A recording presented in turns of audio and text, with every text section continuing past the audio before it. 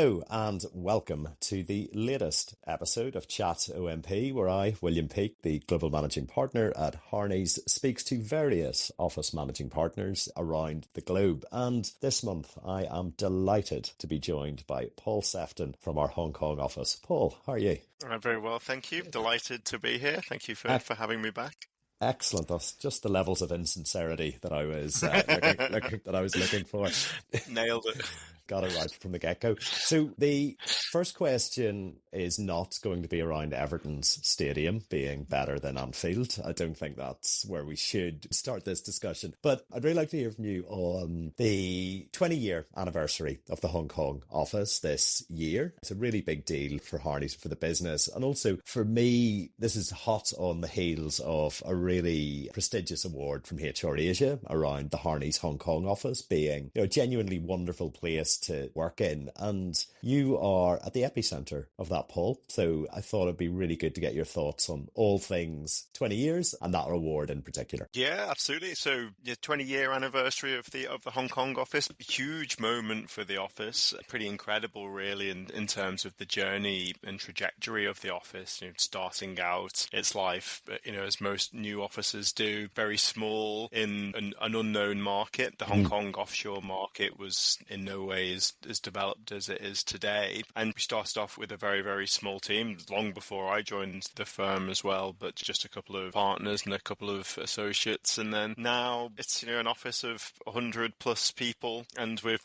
completely run out of space again. So it's a great story of different personalities, challenge and growth, and, adapting to new markets. So very, very exciting. A nice opportunity to celebrate internally with our great friends here, and also with our clients who, without them, we certainly wouldn't have had 20 years in Hong Kong or anywhere. I'm really looking forward to that event in September. I wish you would tell me whether it is dinner suit or black tie. I've got a feeling you're going to lie to me and I'll turn up wearing the wrong outfit. Hong Kong has a rich history of fancy dress, so I'll be sure to give you the details the night before. Why is William dressed as Egon Spengler in reception?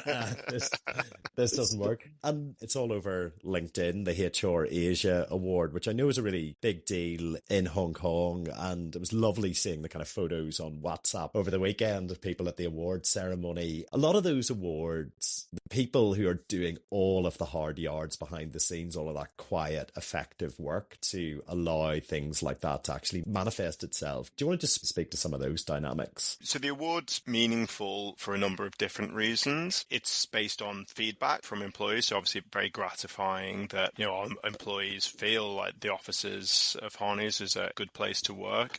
But it also picks up a number of initiatives we've been working on the last few years that's specifically designed to make the office a nice place to be. In particular, we have a heavy focus on wellness, and as a firm globally, there's a huge emphasis on wellness. And then there's kind of smaller local initiatives like a staff discount program that the HR teams work extensively on. And additionally, we have an engagement committee set up so that staff can give direct feedback to partners on all aspects of their day-to-day working life. That very often seems to focus around the kind of sorts of tea bags we have in the pantry, but it goes from your kind of big to small points. So I think putting that whole picture together is why that we were successful in this, but it was a real team effort. But I think particularly the HR teams have worked very hard to bring home this win for us. That's great. And it is really interesting because I know that engagement committee has been a real success, and it is just having that forum, that opportunity to get in front of you, in front of the senior leaders and say, look, Paul, these are the things that are making my life harder. And they're easy wins as well. They're easy fixes. And that's where I think the frustration lies, is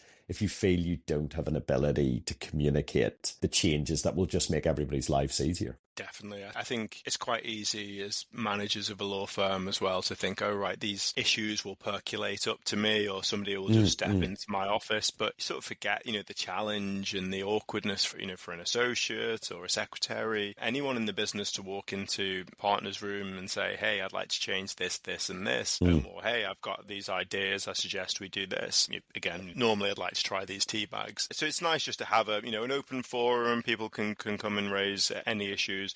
It's a wide variety of things. We're always there talking away for well beyond the full prescribed hour. So I think that's a good thing to make sure that issues are raised. And the important thing actually is just making sure that everything's picked up and actioned, or if it can't be actioned, then there's a decent explanation given as to why we can't accept a certain request or change a certain thing. So it's just a healthy way to run an office, I think. And, across the Harneys network, we have similar arrangements. Yeah, it just all boils down to communications, clear and transparent. And the reality of it is that sometimes you just need to formalise these processes, otherwise they don't happen in the way you'd expect. So just changing tack slightly to a conversation around how you do business development, because this is something that you and I actually spend a fair bit of time just talking about, because it's a topic of real interest to both of us, and how your approach to business development perhaps has changed over the years. And also now it's a real hot button topic, because as AI infiltrates almost everything that we do, business development and EQ and all those human elements of what it means to be a lawyer become, I think, more and more important. Just be really interesting to get your thoughts on that. Yeah,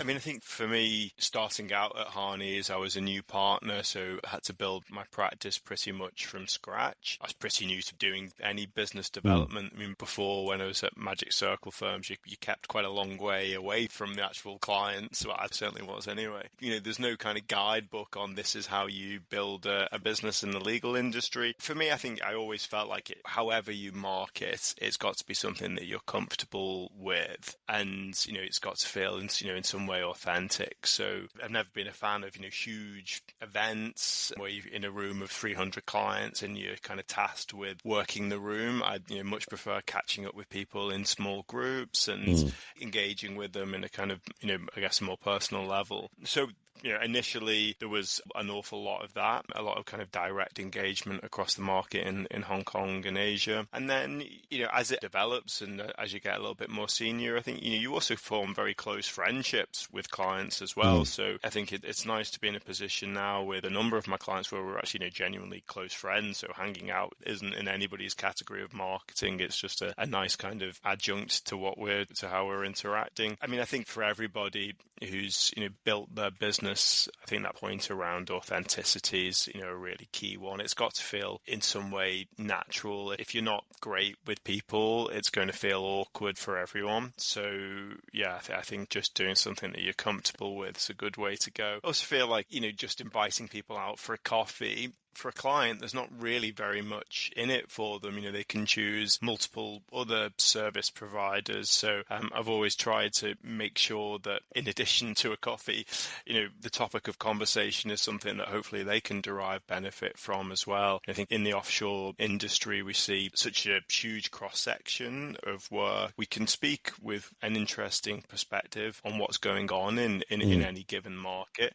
And I find a lot of my clients are kind of interested to hear what we're kind of seeing in the market, and it's a good reference point for them in terms of where the market's at, how busy it is, which institutions are very active. So yeah, I think making sure you're kind of adding some value as well, and not just kind of going through the motions and with a touch point. I think it's interesting as well when you mention the clients are looking to you for that. What is the market saying, Paul? Because that is your position. You're a very senior leader in the business. And whereas I think, for example, at the junior end of lawyering, business development is different, because what you're actually trying to demonstrate, I think, is that you're a good person to work with. And it's not a one-size-fits-all solution at all. And also how marketing starts very early in your career, because it's the people you're opposite on deals, on litigation, the law firms you're working with, etc., etc. They are going to be your clients going forward. Yeah. And I think it kind of goes back around to the point you were making at the start about,